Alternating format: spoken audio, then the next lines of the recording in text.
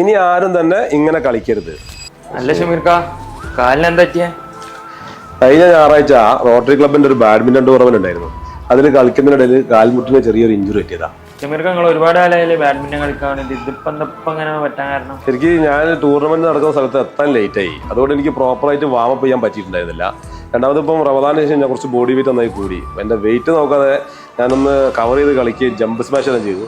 അപ്പോഴാണ് കാല് ടിസ്റ്റായിട്ട് എനിക്ക് പരുക്ക് പറ്റിയത്.